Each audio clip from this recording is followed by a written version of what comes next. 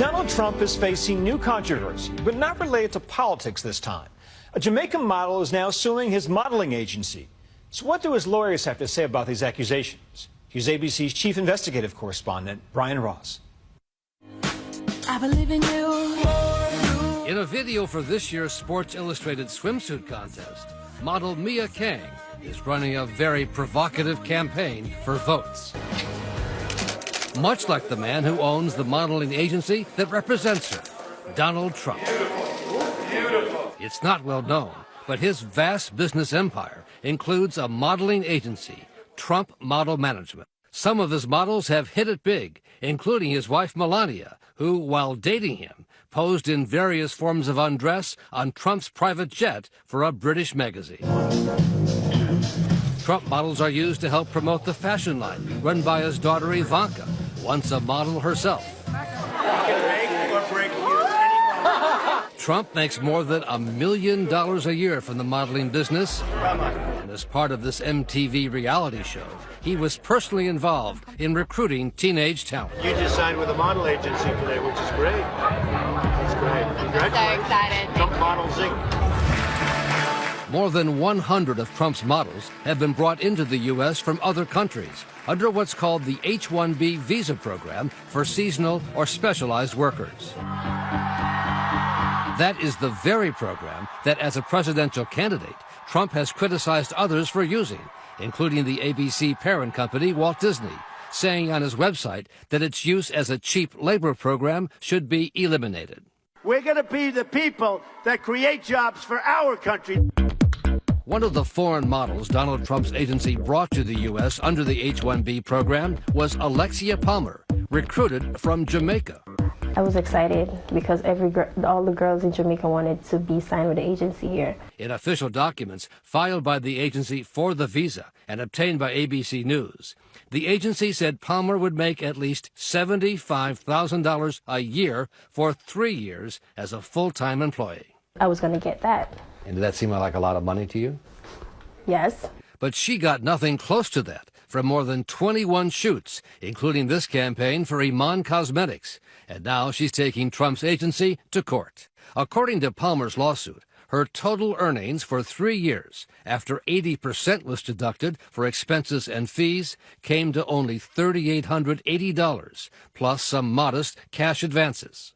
Palmer's lawyer, Naresh Gehi. Is that a violation of the law? It's a slam dunk.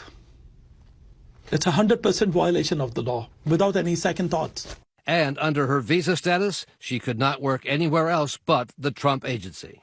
I feel like I was a slave or something. A slave? A slave, because that's what slavery people do. Just work and work and work and don't get no money. 3 years lost, she says. I was discouraged, and I thought my life was just nothing because I can't get to go to school. I can't do nothing. So like they left me. And the Trump agency says it had a hard time finding work for Palmer and that it was under no obligation to pay her $75,000 a year, despite what the immigration form said. Trump General Counsel Alan Garten says that was just an estimate. There was no employer-employee relationship. Except you checked the box that said full-time employee. Well, because that's what the form requires. But it wasn't true. This is how it's done in the industry.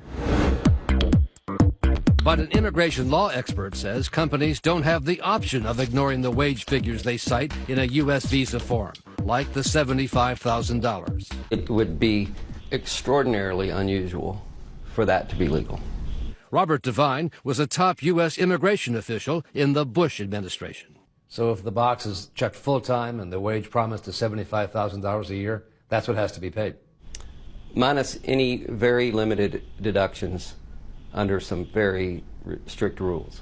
While deducting expenses and charging a commission is considered normal in the modeling industry, the Trump agency added a $4,000 administrative fee.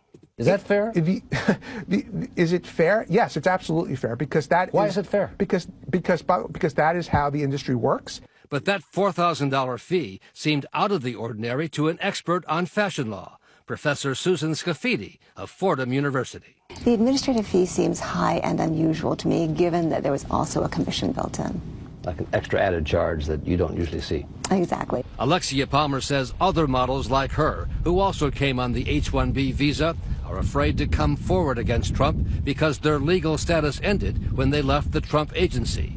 Hers did too, and now she is in hiding in New York, no longer modeling, awaiting the outcome of her lawsuit against the Trump agency. So 22-year-old Alexia is going to take on Donald Trump. Yes, and I know I'm going to win because this is very unfair. Trump's lawyers say Palmer's lawsuit is frivolous, and they've asked the judge to dismiss it. For Nightline, Brian Ross, ABC News, New York.